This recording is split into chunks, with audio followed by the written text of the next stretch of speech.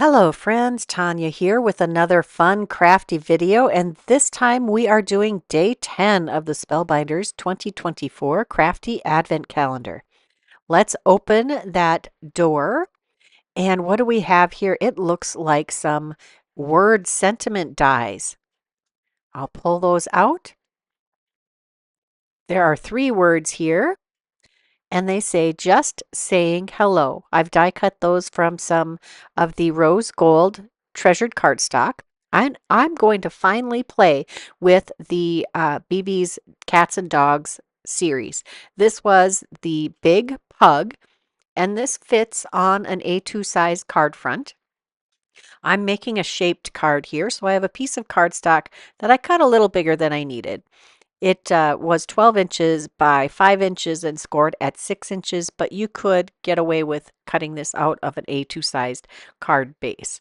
Just going to get this extra tape off, and I'm not going to worry about the dings and tape and marks on that because we're going to cover it up. I'm going to make my own brown cardstock here. I've got frayed burlap and scorched timber, and I'm going to ink blend a half sheet of each color and then just a little more of the frayed burlap. And these are Distress Oxide inks, and so they do blend pretty easily. You can see that it's a fairly uneven blend, and that's actually what I was going for because I wanted some variation. This is going to be the dog's fur, and I didn't want a real solid inking. And we'll move on to the scorched timber. And honestly, I have barely used this ink, but I did have to, with our really dry weather, now that winter has come, I did have to do a little bit of spritzing with the ink refresher. Ranger sells an ink refresher, and I believe it's water and glycerin, and that's what I refilled my bottle, my distress no, not distress, my ink refresher. I filled the bottle with water and added a tablespoon of glycerin. And it's been working for me so far. We've got all of our ink blending done, and then I went ahead and die cut all of the elements for this. Now I did ink blend onto some heavyweight white cardstock. This is all about 100 pounds. And I'm really glad I did use the heavyweight. I don't always like a heavier weight when I'm doing the layering, but it really was nice on this particular project. Next, we're going to adhere the head. The first part was his body, belly, and 2 of his legs. Now that we have the head, main piece of the head attached, let's assemble his muzzle.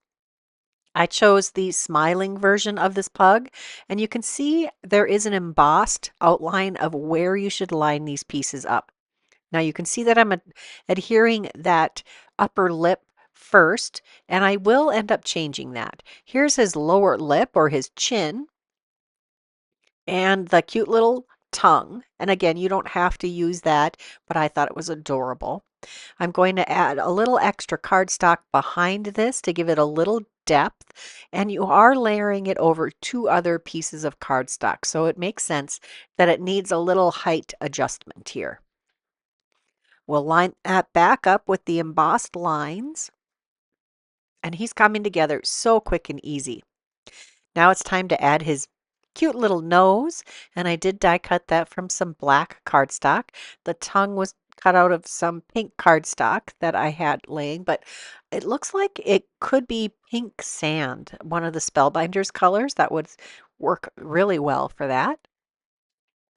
Now we'll adhere that to the face, and you can see from the embossed detail where that should go also. Next, we have these spots over the eyes.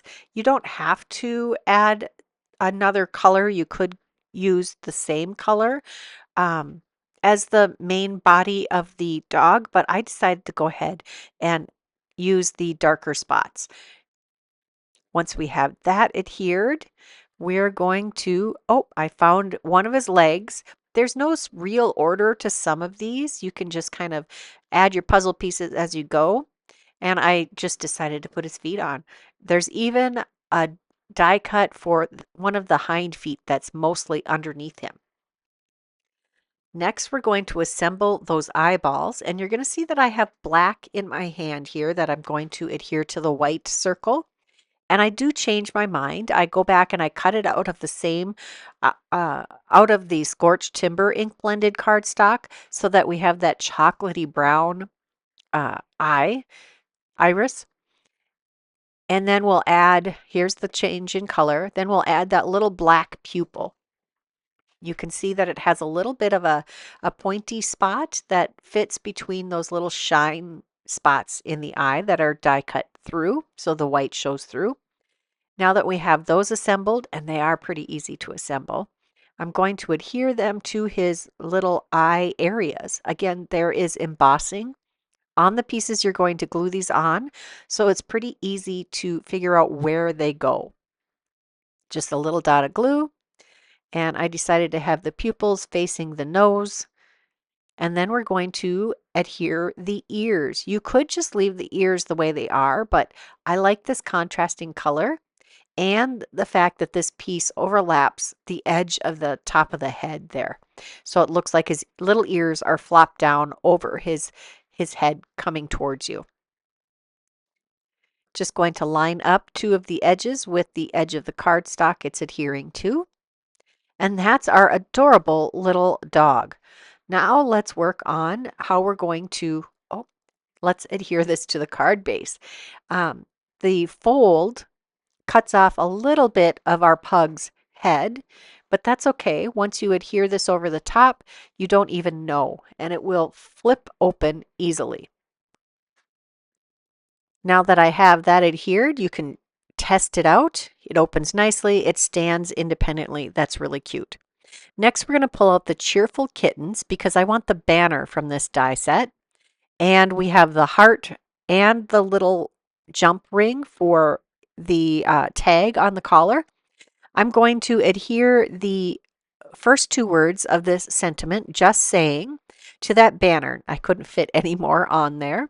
And this is a layer that goes on top of the banner layer that has the tail sticking out. And this will create a very nice three-dimensional look to it.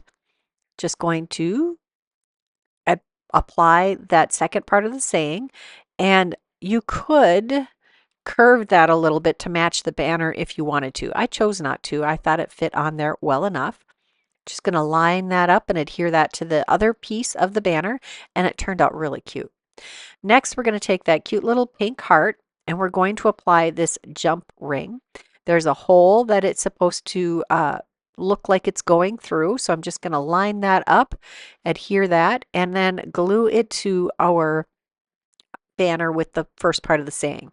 The next part, hello, I'm going to add a little glue to that and adhere that to the heart dangling below the banner. Next, we're going to adhere that to our cute little dog. I've added a little bit of extra cardstock behind that for some extra height and stability. And I'll look for my placement. You could put this in a variety of spots, and that's where I decided to land with that.